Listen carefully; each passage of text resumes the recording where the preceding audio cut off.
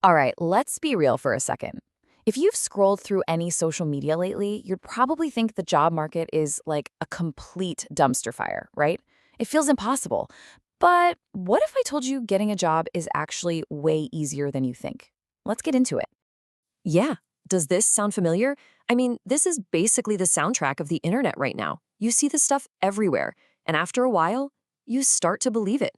It's totally understandable to feel defeated. But the real question is any of it actually true? Well, the data tells a pretty different story. Look at this number, 4.2%. That's the unemployment rate in the US. That means for every 100 people who can work, only about 4 don't have a job. So, if the market isn't the disaster everyone on the internet says it is, what's the real problem here? Turns out it might have less to do with the economy and a lot more to do with what's happening up here. And that's really the heart of what we're talking about today. The biggest thing holding you back in your job search, it's probably not the market, it's your mindset. So there's actually a name for this whole thing, the unemployed internet theory. And it basically says that our anxiety comes from seeing a totally warped version of reality online. This skewed perspective is literally changing what we believe is possible. So you gotta ask, why is our feed so full of doom and gloom? Well, just think about it for a second. Who has the time to be online all day, posting and commenting? It's probably not someone who's slammed with work from 9 to 5, right? People with jobs are, well, they're busy working. So of course your social media feed is going to be dominated by folks who have a lot more free time, and that creates this massive, massive bias. I love this analogy. It's so true. You're hanging out in a digital space that's overrepresented by one group of people. So of course it feels like everyone is in the same boat. You're basically surrounded by a reality that confirms your fears. It's a classic echo chamber. Okay, so this distorted view from the internet, it doesn't just stay online. It leaks into your real life and becomes something way more powerful and honestly, a lot more dangerous. This is the point where a simple belief starts to actually shape your reality.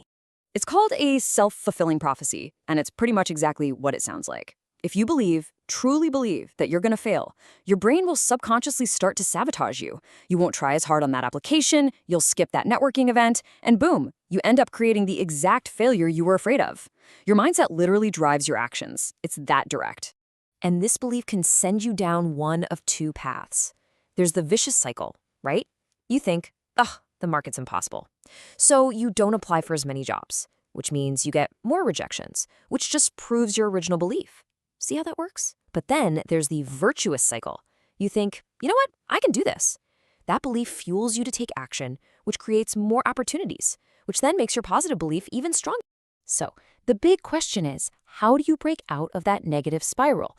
You have to actively, consciously reframe how you talk to yourself. So instead of thinking, I'm not smart enough for that, you swap it with, okay, I can learn the skills for that. Instead of, they're just going to reject me anyway, you tell yourself, hey, you never know, this could be the one. Seriously, changing that little voice in your head is the first, most powerful step. All right, so once you've started working on that inner game, that mindset, it's time to get to the outer game. It's time for action. This is how you prove to yourself that your new positive belief is the real one. It's time to start building the skills that make you the person they just have to hire. And here's the best part. You do not need to go back to college or spend a ton of money to do this. There are so many amazing resources out there, and a lot of them are free. We're talking YouTube courses, online certs, even just grabbing a book from the library. You can build personal projects, create a portfolio. These are all things you can literally start today to make yourself a much stronger candidate. But okay, maybe you're thinking, that's great, but I don't even know what skills to learn.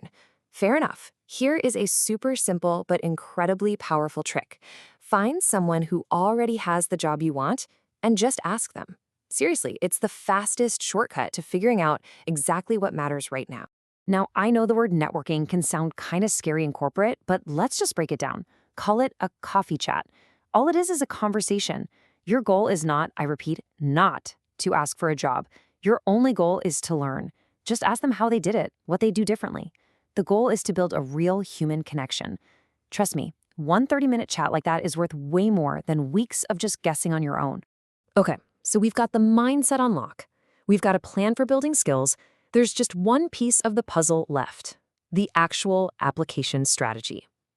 This is all about how to do it efficiently, so you don't get overwhelmed and fall right back into that vicious cycle we talked about. We're talking about applying smarter, not harder. First step, focus on brand new job postings, like ones from the last 24 hours. Why? Because you get your name in before they're flooded with other people. Also, please track your applications in a spreadsheet. And use autofill tools. Save your brain power for what matters. And, of course, if you made a connection from one of those coffee chats, a referral is pure gold. And when it's time to build that resume, here is the golden rule. Please burn this into your brain. Content over format. A recruiter is going to look at your resume for like 6 seconds. 6 seconds. They do not care about your fancy fonts or cool designs. They care about what you've achieved. So keep it clean, keep it simple, and for the love of all that is holy, keep it to one page. And for the bullet points on that resume, there's a perfect formula. Don't just list your responsibilities. That's boring. You need to show your results. So the formula is this. What did you do? How did you do it? And what was the awesome result for the company? Slap some numbers in there, percentages, dollar signs, to show your real, tangible impact. Okay, one last pro tip for your resume, and this one is crucial. A lot of companies use software, basically bots, to scan resumes before a human ever sees them. So to beat the bots, you have to play their game. Look at the job description, pull out the keywords, and sprinkle them into your resume. It sounds small, but this simple tweak can be the difference between a human seeing your application or it getting tossed into a digital black hole. So let's pull all this together. You've got the unstoppable mindset. You're building real, valuable skills. And you have a smart, efficient strategy. When you put those three things together, something really powerful starts to happen. And this, right here, might be the most important takeaway from this whole thing. Look, as long as you keep trying, you will win. It's inevitable. Most people don't fail because they're not good enough. They fail because they just give up. Every no you get is not a reflection of your worth.